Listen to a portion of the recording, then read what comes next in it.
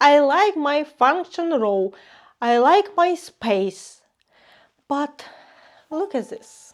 This is IQUNIX Magi65 Pro. It is small, it is heavy, it is beautiful. When I first saw it, I thought, I can change, I can live without those extra keys. I spent 3 months with this keyboard every single day. I use it for work, I use it for emails, I even try to travel with it. Today I'm going to tell you the truth. Is the Magi65 Pro a masterpiece or is it just too small for its own good? Let's get into it. Before we talk about the typing, let's talk about the experience. IQUNIX does unboxing better than almost anyone.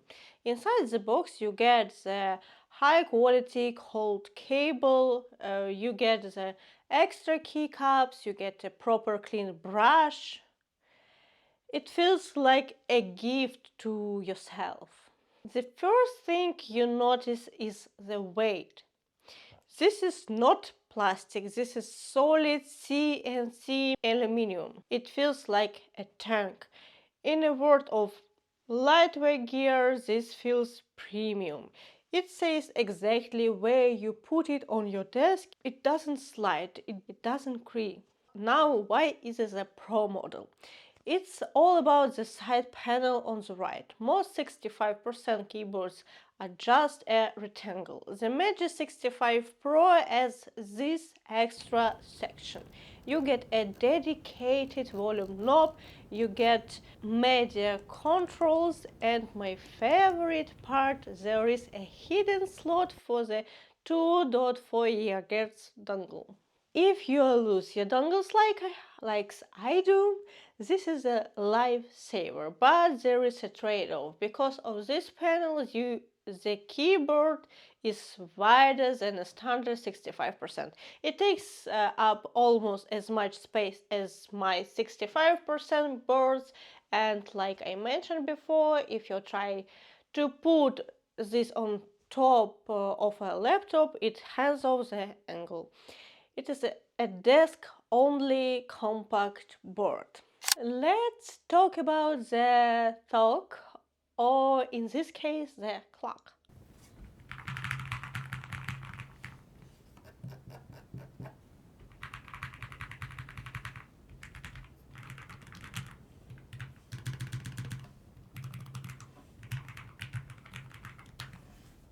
There are the IQUNIX gold red switches. They are low profile, they are linear, and they are incredibly smooth. They come pre-looped from the factory. The mount is a tray gasket mount. What does it mean for you? It means the typing isn't stiff. There is a teeny bit of bounce. It protected your fingers during long typing session. I've written thousands of words on this. No fingers pain. The keycaps are PBT, they are slightly textured, and they won't get shiny or only after a month of use. We have talked about the battery. IQUNIX claims 300 hours, and they are telling the truth if the lights are off. The Bluetooth 5.1 and 2.4 GHz connection are rock solid. I never had a single dropout. But if you turn the RGB to 100%, the battery life falls off a cliff. You get maybe 5, maybe 6 hours. I don't understand why it's such a massive difference. So, if you had cables, keep the RGB off. If you love the lights, you're basically using a wired keyboard. This is the most important part of the review. As a 75% lover, the transition was hard. I missed my function row every single day. Refreshing a page, closing a window, or something like this. It sounds simple, but it breaks your flow. If you are a coder or video editor or someone who uses shortcuts, think twice about 65%. I realize that I don't care about saving 2 inches of desk space. I care about speed. The Magi65 Pro is a joy to type on, but the layout felt like a span bump for my brain. And that is why I moved to this.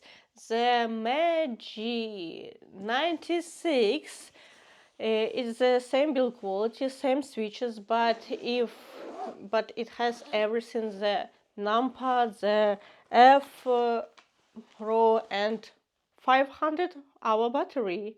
If you watch this and thought, no, I love 65%, I want that clean look, then Magi65 Pro is the best one on the market. Use code VOLUNTECH 10% off at IQUNIX. It really helps the channel, and it saves you money. But if you're nodding your head because you also miss the A Pro, subscribe right now. The Magi96 full review is coming next week. It might be the perfect full-size keyboard. So the final verdict: the Magi65 Pro is a 10 out of 10 for build quality. It is 8 out of 10 for battery, and the layout, that's up to you. I'm staying with my 75s and 96 for now, but what about you? Are you team compact or team give me all the keys? Let's talk in the comments. We read every single one. Thanks for heading out. We'll see you in the next one. Bye.